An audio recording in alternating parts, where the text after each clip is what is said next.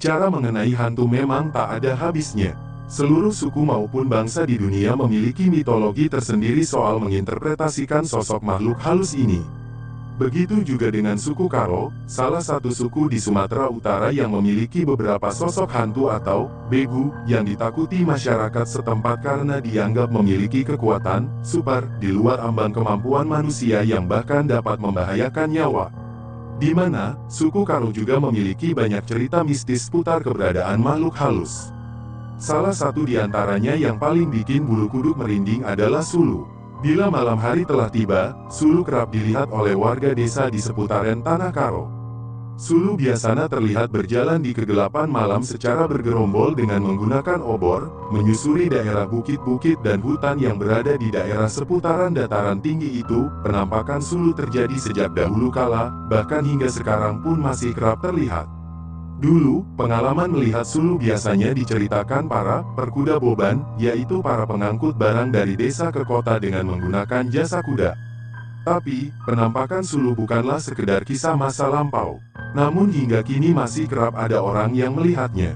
Pada sekitar tahun 2013 lalu aku pertama kali melihat makhluk berobor itu di perbukitan yang langsung terlihat dari lantai 2 rumah di Tiga Binanga, ujarnya.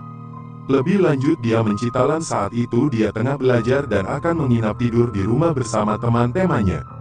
Ketika itu waktu menunjukkan kira-kira pukul 10 malam. Setelah merapikan semua buku-buku pelajaran, aku berinisiatif untuk menutup pintu rumah, dan saat itulah aku melihat penampakan yang cukup menyeramkan itu, ujarnya.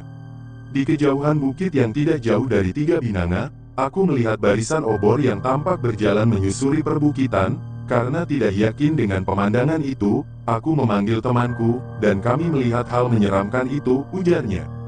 Tak lama berselang, obor-obor itu pun seolah padam satu demi satu, dan akhirnya sama sekali tak terlihat lagi. Kami pun memutuskan untuk tidur, meski sejuta tanya masih berkecamuk di dalam pikiran, makhluk apakah yang barusan kami lihat, katanya. Pada pagi harinya, mereka menceritakan pengalaman itu kepada kakek mereka. Kemudian kakek itu menyebut itu namanya Sulu, makhluk sejenis hantu tapi tidak mengganggu. Sulu terlihat menggunakan obor dan hanya terlihat kalau malam hari. Sejak pertama melihat makhluk berobor itu, mereka pun berkisah bahwa dirinya semakin kerap melihat Sulu. Meski terkadang masih merinding bila melihatnya, namun dia mengakui semakin terbiasa melihat penampakan itu.